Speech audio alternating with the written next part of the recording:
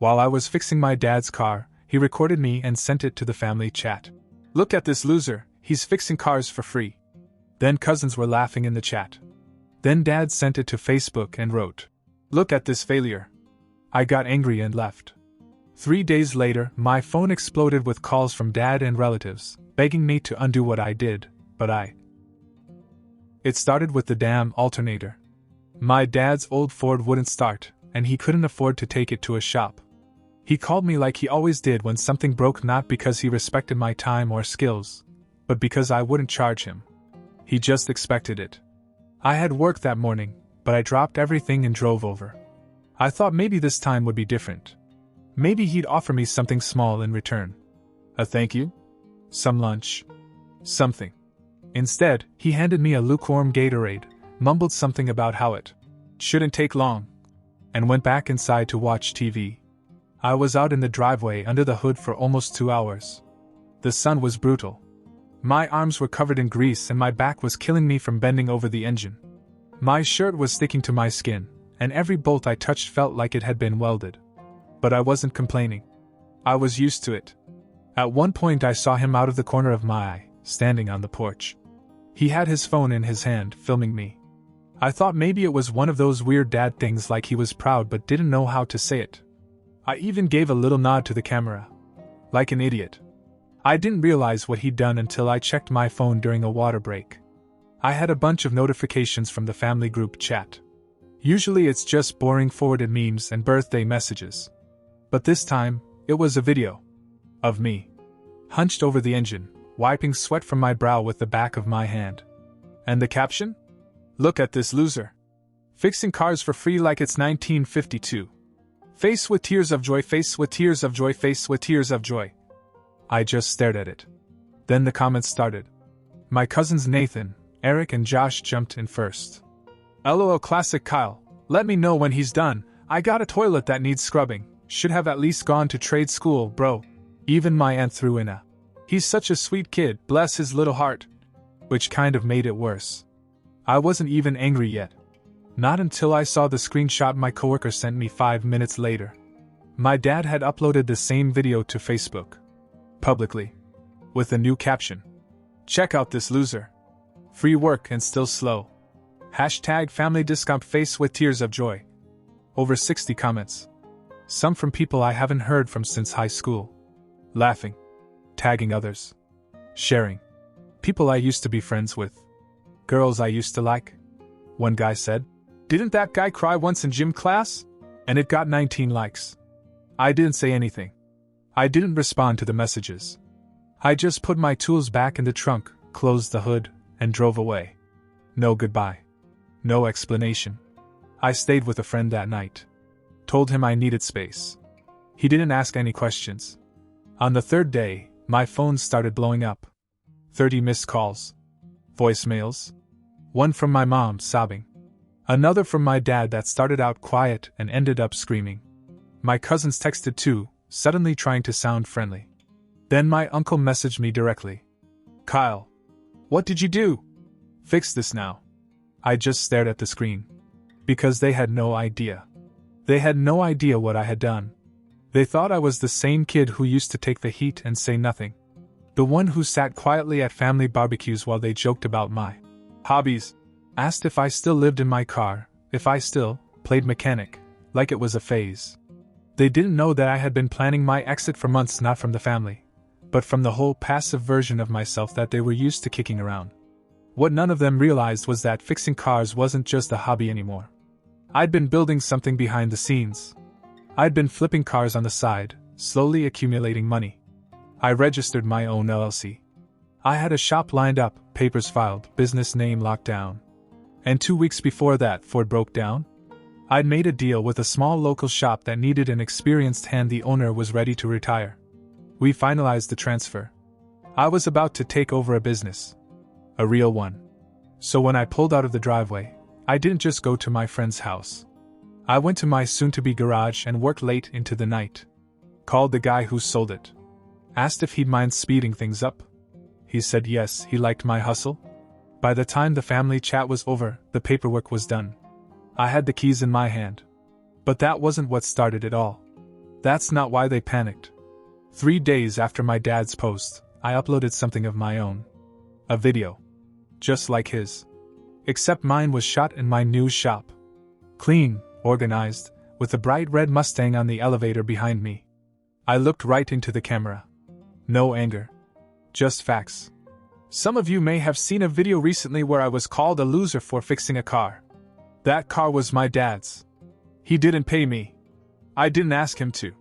But here's the thing, while he was busy filming me and laughing, I was out here building something. This is my new shop. I own it now. It's mine.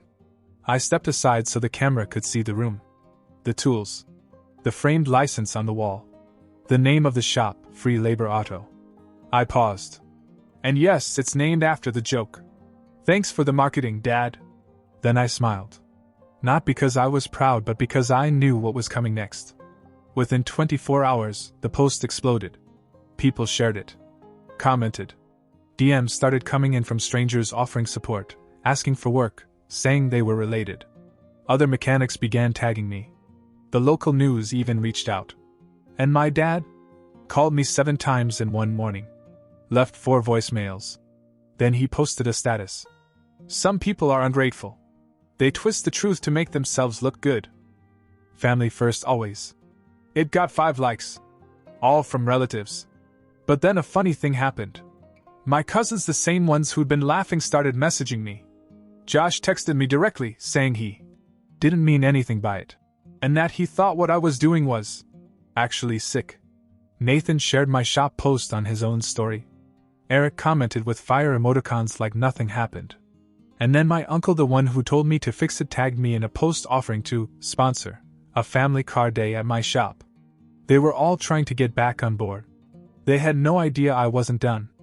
I ignored the messages at first. Let them pile up. I watched them twist themselves into knots, trying to sound supportive, like they'd always believed in me. I wanted to see how far they'd go. Then my dad showed up. At the store. I was in the middle of changing the oil in a customer's Civic when I heard someone banging on the windshield. I looked up and there he was, standing outside like a man who just realized the ATM ate his last 20. I didn't move. I just stared until my coworker unlocked the door. He walked in like he owned the place. Didn't even say hi. Just started telling me that I was being dramatic, that I had humiliated him in front of his whole family, that I had made him look like a fool on the internet. Not once did he mention the original video. Then he said the thing that finally broke me. You wouldn't have this place if it wasn't for me. I actually laughed. Not because it was funny, because it was delusional. He was trying to tell me to take down my video. That I should make a new one. One where I thanked him. For what, I asked? For mocking me? For calling me a loser in front of hundreds of people? He went on to say that the family was uncomfortable with all this public drama, that it was embarrassing for them. That I needed to fix it. Like I'd broken some sacred rule. So I fixed it. I uploaded a new video that night. A long one. Not just me talking, this one had transcripts. Clips from the Facebook post. Group chat screenshots. Voicemails. A compilation of the laughter, the abuse, the smug texts. Each one neatly displayed with names blurred just enough to raise doubts without completely obscuring them. Then I did something I hadn't planned. I opened a folder I'd kept for years. Photos. Messages. Recordings. Not just of the car. But of growing up in this house.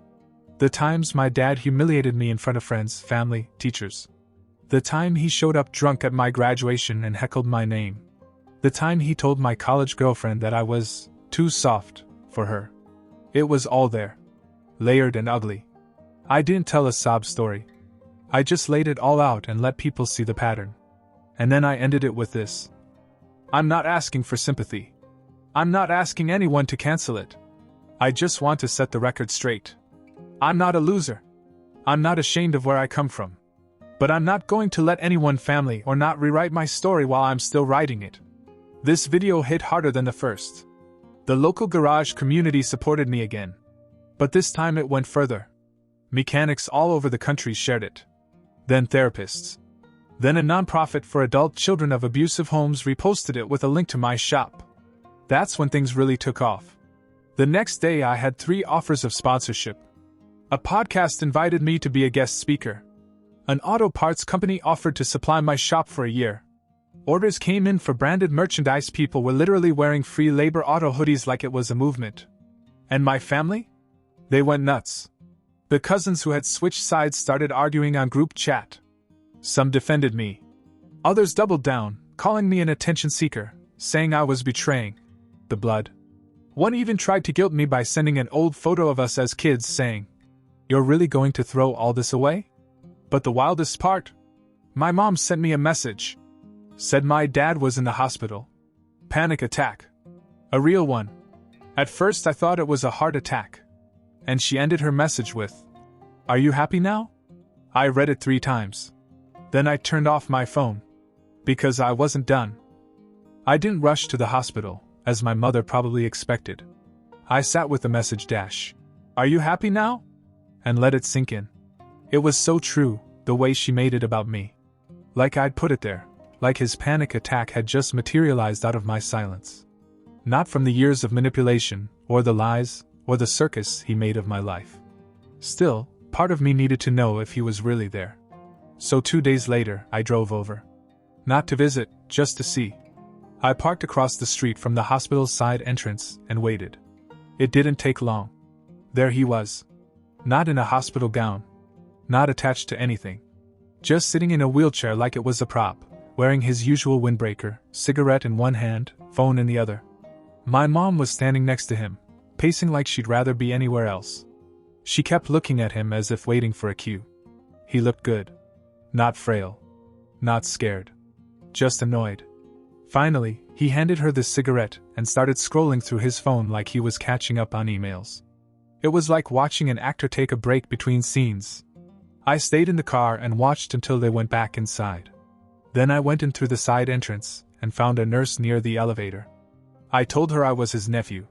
She didn't even ask any questions. She just said he wasn't in cardiac care, had been discharged after some anxiety-related symptoms, and had come in mostly because he didn't feel like being at home. That told me everything. I left without saying anything. That night he called. I picked up. He started talking as if nothing had happened. No apology. No mention of the videos or the group chat or Facebook. Just straight to business. Said he had seen my video, the one where I laid it all out. Told me it was well done. And that he respected the hustle. Then he said something that made me grip the phone tighter. "You're making a name for yourself now.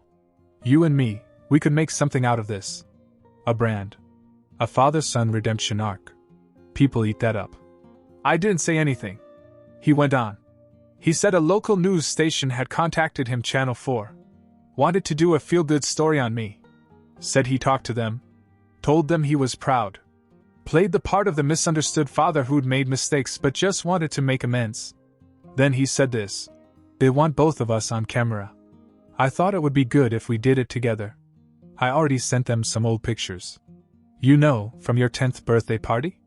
Thought it would make a good story." I asked him outright why he thought I'd agree to that. He didn't even hesitate. "Because you're not stupid. This is exposure. You want your business to grow, right? You want people to know your name? Well, this is the way. Play along, do the interviews, ride the wave. People love a comeback story." That's when I realized he hadn't learned anything. He didn't care what I said or what he did. He just saw the attention. The looks. The interviews. And that's when I knew it wasn't over. The next morning it got worse. My phone started buzzing as I rotated tires at the shop. Notifications. Mentions. A couple of missed calls from people I hadn't talked to in months. I pulled up Instagram. He'd created an account. At the Real Free Labor Dad first post, a selfie video of him in his truck, holding one of my old wrenches like a prop. The caption read, "My son thinks I'm the bad guy. But every story needs one. Let's talk." Hashtag the video was of him talking about how he pushed me hard because he believed in me. And how I was always sensitive but gifted. And how sometimes parents mess up the delivery, but the intention is love. He said he regretted how he said things, but not why. The comments were a mess. Half were people supporting him. The rest were people tearing him apart. And he responded to both. Like it was his full-time job. He didn't panic. He was pivoting. I just stared at the screen for a long time. Because what he didn't know, what no one knew yet, was that the whole time he was calling, gaslighting, spinning his little social media saga. I was recording every call, every voicemail, every manipulation, every fake offer of help, every plan to exploit my story for ratings. I had hours of audio. Clear, crisp, damning. And I wasn't saving it for legal reasons. I saved it for something else. I didn't respond to anything he posted for an entire week. I let him run wild. Let him play the role. More videos, more TikToks. One had him standing in front of his garage, pretending it was his shop, and saying, "This is where my boy got his first wrench." Another showed old photos of me as a kid, superimposed over dramatic music. The caption? I raised him tough. He may hate me now, but the world made him tough. I just prepared him. The comments were disgusting. People telling him he was a great dad. A misunderstood hero of the old school. That I was the ungrateful one. One woman even wrote, "I wish my dad was like you." It wasn't just creepy. It was getting dangerous. Because my name was in every video. My store. My face. My life. And customers were starting to get confused. One guy came in and asked if the TikTok dad would be there for photos. Another woman said she wanted to make an appointment, but only if the whole father-son story was true. He monetized the pain. Turned it into a brand. While I did the real work. So I texted him. Told him I'd been thinking. Maybe we should talk. Maybe Channel 4 was the right move. He replied within minutes. In all caps. Said he'd bring some notes and content ideas to the workshop. Called me champ. Told him to come alone. Early Saturday. Just us, off the record. Saturday morning, he showed up 15 minutes early, as usual. Dressed nicer than usual, 2 polo shirt tucked in, teeth whiter than I remembered. Looked like he was ready for a press shoot. Walked into the store like nothing happened. Said, "Look at this place. My boy's really doing it." I didn't answer. Just pointed to the chair across from my desk. There was a folder on it. He sat down. Opened it. Read the contract. It was clean. Legal. Drafted by a lawyer friend of mine who owed me a favor. The document stated that he could no longer use my name, face, business, or story in any content, interviews, or personal branding. He couldn't set foot in my business again unless invited. No exceptions. When he got to the last line, he laughed. He said, "You're really going to try and cut your own father out of the biggest moment of your life?" I said nothing. I just pointed to the Bluetooth speaker on the shelf behind me. The red light was flashing. He looked at it. Then he looked at me. "You're recording this?" I told him I was recording everything. Every voicemail, every phone call, every fake apology, every plan he hatched behind closed doors. I said I had them stored in a cloud, ready to drop, with timestamps, context, and witnesses. He started to go ballistic. Said I was paranoid. That I was turning into a real little snake. Then he said something that made me grab the edge of the table. "You think you're protecting yourself? You think this is going to end with your stupid store? Channel 4 is already in. I gave them a full interview yesterday. Told them how you cut me off. How you're mentally unstable. How I'm worried about you." I stared at him. He smirked. "You think I don't know how this game works? First one to cry wins." Then the door to the back office opened. And in walked Jenna. Not just Jenna. Behind her was my old friend Marcus, the guy who helped me file my LLC, holding his phone and live streaming the whole thing. Jenna said, "We've been listening from the beginning." Marcus added, "You're done, Frank." My dad's eyes went dead still. His face looked for the first time like he was actually trying to figure out if he could spin this. Jenna had the texts. She'd been texting him for weeks. At first, pretending to be on his side. Feeding him lines. Encouraging him to talk. She even got him to admit that the hospital visit had been staged. He told her in a voicemail that he needed a break from all the hate, and thought a little sympathy would help his following. We had everything. Audio. Video. Text. Dates. And Marcus? He streamed it live to over 12,000 people. He titled it, "The Real Story Behind Free Labor Auto Exposing the TikTok Dad." My dad stood up, face white. He started screaming that this was a setup. That we were setting him up. That the family would never forgive us. He stormed out the door, muttering something about lawsuits. But we already knew. There would be no trial. No redemption arc. No father-son channel. He'd built a fantasy version of himself online. And now the truth was out raw and permanent. But even after all that, I wasn't done. Because Channel 4 was still planning their piece. And I had one last phone call to make. After he left the shop, slamming the door like a child denied candy, I stood there in silence for a while. Jenna and Marcus didn't say anything either. No high fives. No celebration. It didn't feel like a victory. It felt like cleaning up something rotten that had been there for too long. Jenna stayed for a while. Helped me go through the files and make sure we had everything stored safely. She didn't say much about the family. Just that she was done pretending the group chat hadn't been toxic for years. Before she left, she said, "They'll turn on you before they thank you." She wasn't wrong.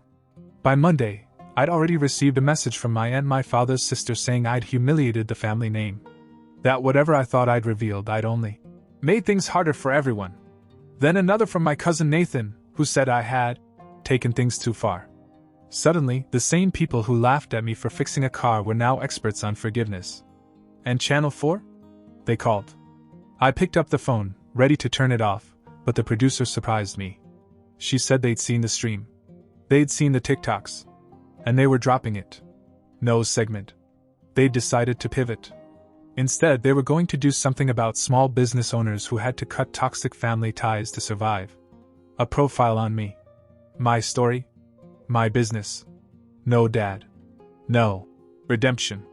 Just the truth. I said I'd think about it. Then I looked at my phone. Over 30 missed calls. Voicemails. Messages from numbers I didn't recognize.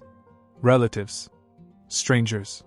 Even a local pastor who said he'd prayed about it and thought reconciliation was the Christian way to go. So I took one last step. I went to the nearest phone store. Got a new SIM card. New number. Told the guy at the counter to delete every contact on the old card. Didn't back up anything. When I walked out, my phone was empty. No notifications. No names. No sounds. Just mine again. Later that night, I took a picture of the store, the outside, with the new sign finally up. Bold, clean. Free labor auto. I posted it with one sentence. Built out of disrespect. Running on peace. Asterisk asterisk. I turned off comments. Blocked the old group chat. Blocked my dad. Didn't announce anything. No dramatic exit speech. Just gone. And for the first time in my life, it felt like the noise had finally stopped. No more fixing what they broke. Now it's just me. And the work.